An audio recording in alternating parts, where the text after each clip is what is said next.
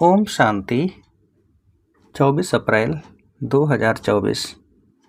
आज की मुरली। मीठे बच्चे, तुम सवेरे अमीर बनते हो, शाम को फकीर बनते हो। फकीर से अमीर, पतित से पावन बनने के लिए 2 शब्द याद रखो, मनमना भव, मध्याजी भव। प्रश्न: कर्म बंधन से मुक्त होने की युक्ति क्या है? उत्तर: पहला, याद की यात्रा तथा ज्ञान का सिमरण। दूसरा, एक के साथ सर्व संबंध रहे, अन्य कोई में भी बुद्धि न जाए। तीसरा, जो सर्वशक्तिमान बैटरी है, उस बैटरी से योग लगा हुआ हो, अपने ऊपर पूरा ध्यान हो, दैवी गुणों के पंख लगे हुए हों, तो कर्म बंधन से मुक्त होते जाएंगे। ओम शांति। बाप ने बैठ समझाया है, यह है भारत के लिए कहानी। क्या कहानी है? सुबह को अमीर है, शाम को फकीर है। इस पर एक कहानी है। सुबह को अमीर था। यह बातें तुम जब अमीर हो तब नहीं सुनते हो। फकीर और अमीर की बातें तुम बच्चे संगम युग पर ही सुनते हो। यह दिल में धारण करना है। बरोबर भक्ति फकीर बनाती है, ज्ञान अमीर बनाता है। दिन और रात भी बेहद का है। फकीर और अमीर भी बेहद की बात है, और बनाने वाला भी बेहद का बाप है। सभी पतित आत्माओं के लिए एक ही बैटरी है, पावन बनाने की। ऐसे ऐसे टोटके याद रखो तो भी खुशी में रहेंगे। बाप कहते हैं, बच्चे, तुम सवेरे अमीर बन जाते हो, फिर शाम को फकीर बन जाते हो। कैसे बनते हो, यह भी बाप समझाते हैं। फिर पतित से पावन, फकीर से अमीर बनने की युक्ति भी बाप ही बतलाते हैं। मनमना भव, मध्याजी भव। यही 2 युक्तियां हैं। यह भी बच्चे जानते हैं। यह पुरुषोत्तम संगम युग है। तुम जो भी यहाँ बैठे हो, गारंटी है तुम स्वर्ग के अमीर जरूर बनेंगे, नंबरवार पुरुषार्थ अनुसार। स्कूल में भी ऐसे होता है, नंबरवार क्लास ट्रांसफ़र होता है। इम्तहान पूरा होता है तो फिर नंबरवार जाकर बैठते हैं। वह है हद की बात, यह है बेहद की बात। नंबरवार रुद्रमाला में जाते हैं। माला अथवा झाड़, बीज तो झाड़ का ही है। परमात्मा फिर मनुष्य सृष्टि का बीज है। यह बच्चे जानते हैं कि झाड़ वृद्धि को कैसे पाता है, पुराना कैसे होता है। आगे यह तुम नहीं जानते थे, बाप ने आकर समझाया है। अभी यह है पुरुषोत्तम संगम योग। अभी तुम बच्चों को पुरुषार्थ करना है, दैवी गुण के पंख भी धारण करने हैं, अपने ऊपर पूरा ध्यान देना है। याद की यात्रा से ही तुम पावन बनेंगे, और कोई उपाय नहीं। बाप जो सर्वशक्तिमान बैटरी है, उनसे पूरा योग लगाना है। उनकी बैटरी कभी ढीली नहीं होती। वह सतो रजो तमो में नहीं आते, क्योंकि उनकी सदा कर्मातीत अवस्था है। तुम बच्चे कर्म बंधन में आते हो। कितने कड़े बंधन हैं।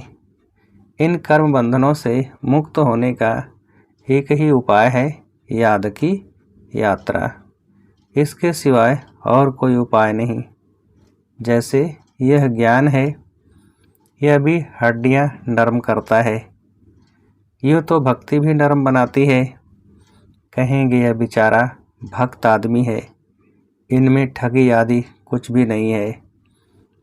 परंतु भक्तों में ठगी भी होती है। बाबा अनुभवी है। आत्मा शरीर द्वारा धंधादौरी करती है, तो इस जन्म का भी सब कुछ स्मृति में आता है। 4-5 वर्ष की आयु से अपनी जीवन कहानी याद रहनी चाहिए। कोई 10-20 वर्ष की बात भी भूल जाते हैं। जन्म जन्मांतर का नाम रूप तो याद नहीं रहता। एक जन्म का तो कुछ बता सकते हैं, फोटो आदि रखते हैं, दूसरे जन्म का तो पता नहीं रह सकता। हर एक आत्मा भिन्न नाम रूप देश काल में पाठ बजाती है। नाम रूप सब बदलता रहता है। यह तो बुद्धि में है, कैसे आत्मा एक शरीर छोड़ फिर दूसरा लेती है। जरूर 84 जन्म, 84 नाम, 84 बाप बने होंगे। अंत में फिर तमो प्रधान संबंध हो जाता है। इस समय जितने संबंध होते हैं उतने कभी नहीं होते हैं। कलयुगी संबंधों को बंधन ही समझना चाहिए। कितने बच्चे होते हैं, फिर शादी करते हैं, फिर बच्चे पैदा करते हैं। इस समय सबसे जास्ती बंधन है चाचे, मामे, काके का। जितने जास्ती संबंध उतने जास्ती बंधन। अखबार में पढ़ा 5 बच्चे इकट्ठे जन्मे, पांचों ही तंदुरुस्त हैं। हिसाब करो कितने ढेर संबंध बन जाते हैं। इस समय तुम्हारा संबंध सबसे छोटा है। सिर्फ एक बाप से सर्व संबंध है। दूसरा कोई से भी तुम्हारा बुद्धि योग नहीं है सिवाय एक के। सतयुग में फिर इससे जास्ती है। हीरा जैसे जन्म तुम्हारा अभी है। हाईएस्ट बाप बच्चों को अडॉप्ट करते हैं। जीते जी गोद में आना वर्षा पाने के लिए सो अभी ही होता है। तुम ऐसे बाप की गोद में आए हो जिससे तुमको वर्षा मिलता है। तुम ब्राह्मणों से ऊंच कोई है नहीं। सबका योग एक के साथ है। तुम्हारा आपस में भी कोई संबंध नहीं। बहन भाई का संबंध भी गिरा देता है। संबंध एक से होना चाहिए। यह है नई बात। पवित्र होकर वापस जाना है। ऐसे ऐसे विचार सागर मंथन करने से तुम बहुत रौनक में आएंगे। सतयुगी रौनक और कलयुगी रौनक में रात दिन का फर्क है।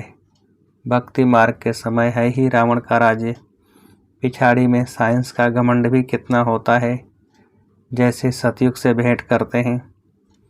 एक बच्चे ने समाचार लिखा कि हमने प्रश्न पूछा कि स्वर्ग में हो या नरक में, तो 4-5 ने कहा हम स्वर्ग में हैं।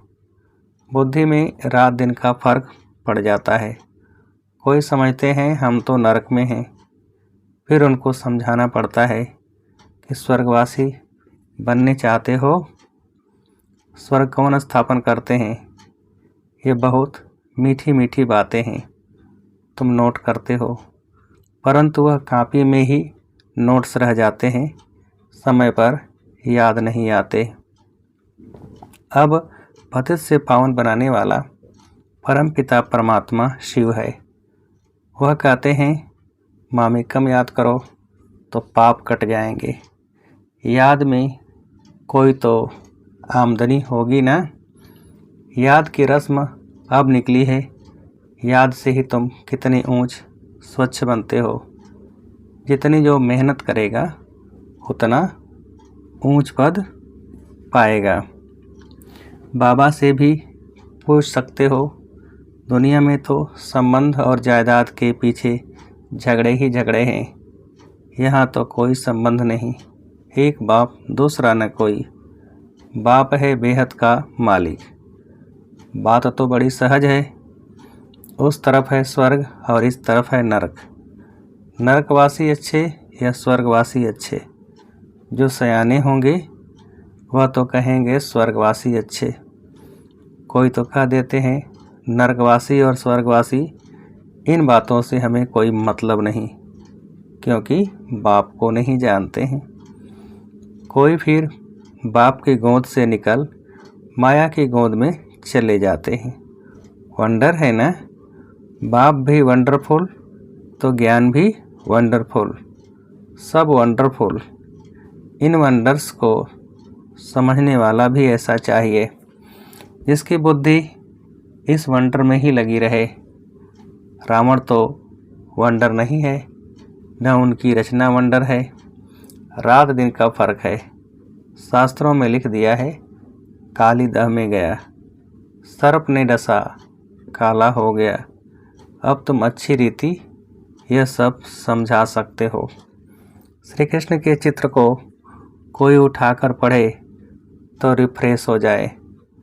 84 जन्मों की कहानी है, जैसे श्री कृष्ण की वैसे तुम्हारी। स्वर्ग में तो तुम आते हो ना, फिर त्रेता में भी आते रहते हैं, वृद्धि होती रहती है। ऐसे नहीं, त्रेता में जो राजा होते हैं वह त्रेता में ही आएंगे। पढ़े के आगे अनपढ़े को भरी ढोनी पड़ेगी। यह ड्रामा का राज बाबा ही जान सकते हैं। अब तुम जानते हो, तुम्हारे मित्र संबंधी आदि सब नरकवासी हैं। हम पुरुषोत्तम संगम युगी हैं, अब पुरुषोत्तम बन रहे हैं। बाबा के रहने और बाहर के रहने और यहाँ 7 रोज आकर रहने में बहुत फर्क पड़ जाता है। हंसों के संग से निकल बगुलों के संग में जाते हैं। बहुत बिगाड़ने वाले भी हैं। बहुत बच्चे मुरली की परवाह नहीं करते हैं। बाप समझाते हैं, गफलत नहीं करो, तुमको खुशबूदार फूल बनना है। सिर्फ एक बात ही तुम्हारे लिए काफ़ी है, याद की यात्रा। यहाँ तुमको ब्राह्मणों का ही संग है, कहाँ ऊँच ते ऊँच, कहाँ नीच। बच्चे लिखते हैं, बाबा बगुलों के झुंड में हम एक हंस क्या करेंगे। बगुले कांटे लगाते हैं, कितनी मेहनत करनी पड़ती है। बाप के श्रीमत पर चलने से पद भी ऊंच मिलेगा।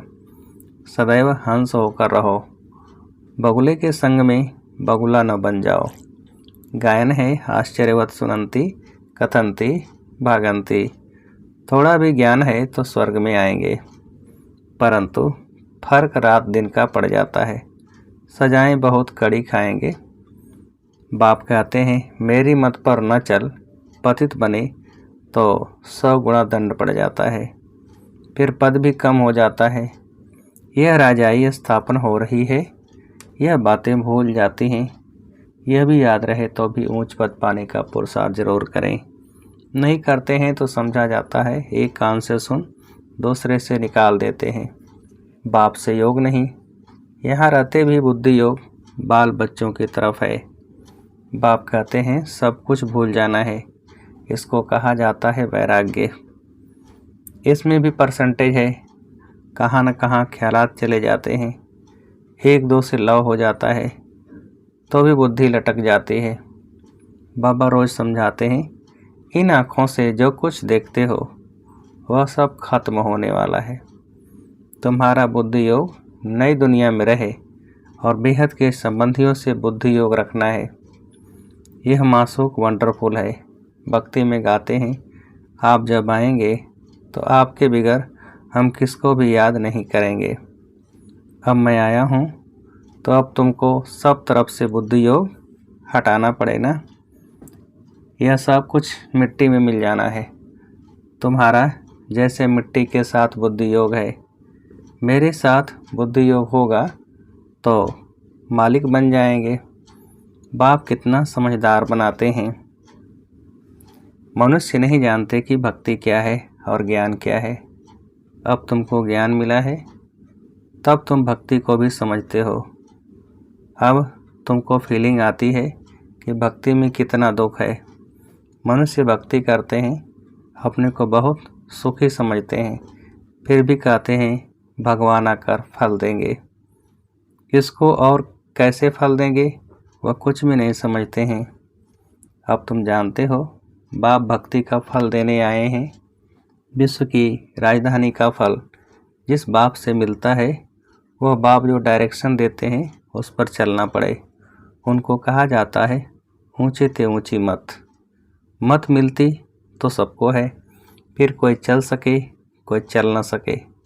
बेहद की बादशाही स्थापन होनी है। तुम अभी समझते हो हम क्या थे, अब हमारी क्या हालत है। माया एकदम खत्म कर देती है। यह तो जैसे मुर्दों की दुनिया है। भक्ति मार्ग में तुम जो कुछ सुनते थे वह सब सत सत करते थे, लेकिन तुम जानते हो कि सच तो एक बाप ही सुनाते हैं। ऐसे बाप को याद करना चाहिए। यहाँ कोई बाहर वाला बैठा हो तो उनको कुछ भी समझ में नहीं आएगा। कहेंगे यह तो पता नहीं क्या सुनाते हैं। सारी दुनिया कहती है परमात्मा सर्वव्यापी है, और यह कहते हैं वह हमारा बाप है। कांध से नाना करते रहेंगे, तुम्हारे अंदर से हाँ हाँ निकलती रहेगी। इसलिए नए को अलाउ नहीं किया जाता है।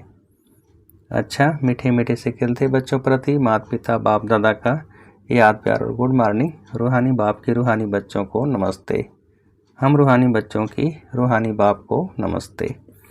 धारणा के लिए मुख्य सार। पहली पॉइंट, खुशबूदार फूल बनने के लिए संग की बहुत संभाल करनी है। हंसों का संग करना है, हंस होकर रहना है। मुरली में कभी बेपरवाह नहीं बनना है, गफलत नहीं करनी है। दूसरी पॉइंट, कर्म बंधन से मुक्त होने के लिए संगम युग पर अपने सर्व संबंध एक बाप से रखने हैं। आपस में कोई संबंध नहीं रखना है। किसी हद के संबंध में लव रख बुद्धि योग लटकाना नहीं है, एक को ही याद करना है। वरदान, परमात्मा लव में लीन होने व मिलन में मग्न होने वाले सच्चे स्नेही भव। विस्तार, स्नेह की निशानी गाई जाती है कि दो होते भी दो न रहें, लेकिन मिलकर एक हो जाएं। इसको ही समा जाना कहते हैं। भक्तों ने इसी स्नेह की स्थिति को समा जाना व लीन होना कह दिया है। लव में लीन होना यह स्थिति है, लेकिन इस स्थिति के बदले उन्होंने आत्मा के अस्तित्व को सदा के लिए समाप्त होना समझ लिया है। आप बच्चे जब बाप के व रूहानी मासूक के मिलन में मग्न हो जाते हो तो समान बन जाते हो। स्लोगन, अंतर्मुखी वह है जो व्यर्थ संकल्पों से मन का मौन रखता है। अंतर्मुखी वह है जो व्यर्थ संकल्पों से मन का मौन रखता है। अच्छा, ओम शांति।